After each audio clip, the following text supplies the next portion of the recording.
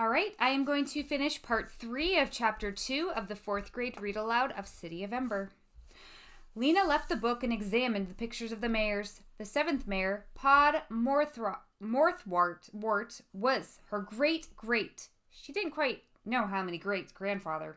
He looked quite dreary, Lena thought. His cheeks were long and hollow, his mouth turned down at the corners, and there was a lost look in his eyes. The picture she liked best was of the 4th mayor, Jane Larkett, who had a serene smile and fuzzy black hair. Still, no one came. She heard no sounds from the hallway. Maybe they'd forgotten her. Lena went over to the closed door in the right-hand wall. She pulled it open and saw stairs going up. Maybe while she waited, she just see where that went. She started upward.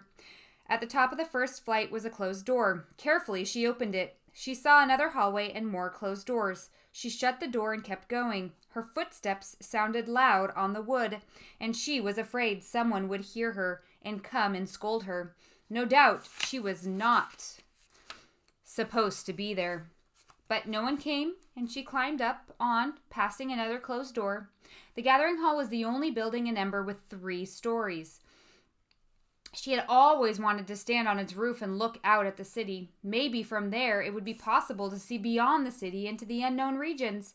If the bright city of her drawings really did exist, it would be out there somewhere. At the top of the stairs she came to a door marked roof, and she pushed it open. Chilly air brushed against her skin. She was outside. Ahead of her was a flat gravel surface, and about 10 paces away she could see the high wall of the clock tower. She went to the edge of the roof. From there, she could see the whole of Ember. Directly below was Harkin Square, where people were moving this way and that, all of them appearing from this top-down view more round than tall. Beyond Harkin Square, the lighted windows of the buildings made checkered lines, yellow and black, row after row in all directions.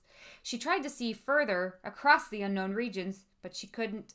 At the edges of the city, the lights were so far away that they made a kind of haze. She could see nothing beyond them but dark blackness. She heard a shout from the square below. "Look!" came a small but piercing voice. "Someone's on the roof!" She saw a few people stop and look up. "Who is it?" "What is she doing up there?" cried someone.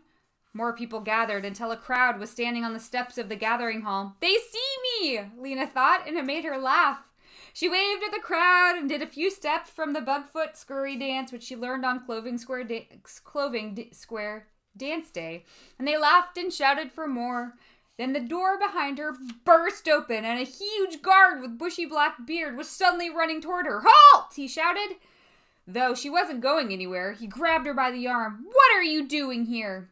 "I was just curious," said Lena in her most innocent voice. "I wanted to see the city from the roof." She read the guard's name badge. It said Reg Stabmark, Chief Guard. "Curiosity leads to trouble," said Reg Stabmark. He peered down at the crowd. "You have caused a commotion." He pulled her toward the door and hustled her down all 3 flights of stairs. When they came into the waiting room, Barton Snowd was standing there looking flustered, his jaw twitching from side to side. Next to him, the mayor. "A child causing trouble, Mayor Cole," said the chief guard.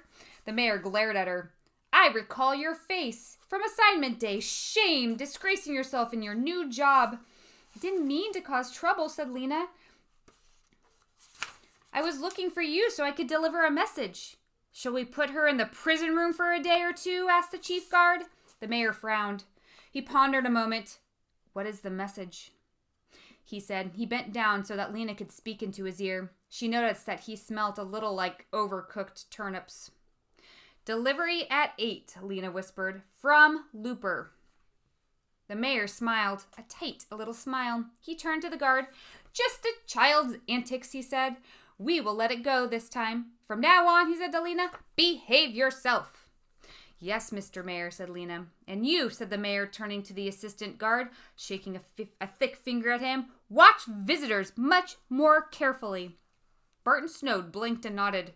Lena ran for the door. Outside, the small crowd was still standing by the steps. A few of them cheered as Lena came out.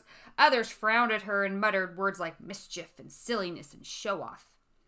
Lena felt embarrassed suddenly. She hadn't meant to show off. She hurried past onto the Otterwell Street and started to run.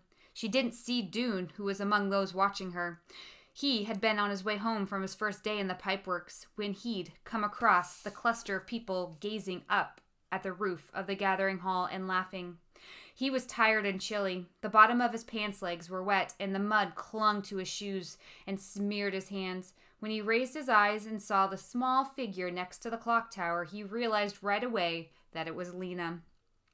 He saw her raise her arm and wave and hop about, and for a second wondered what it would be like to be up there, looking out over the whole city, laughing and waving. When Lena came down, he wanted to speak to her, but he knew he was filthy looking and that she would ask him questions he didn't want to answer. So he turned away, walking fast. He headed for home. All right. So that was the end of chapter 2. Please tune in. Oops. Now that we have finished chapter 2, now is the time that I want you to go to your reader's response page, and I want you to complete the second activity, which is going to ask you to recap in writing a summary of what you heard in chapter 2. So tell us what happened at the beginning, the middle, and the end. And please tune in next week. You will hear Mr. Wenzel. He is going to be reading chapter 3 of The City of Ember. Bye.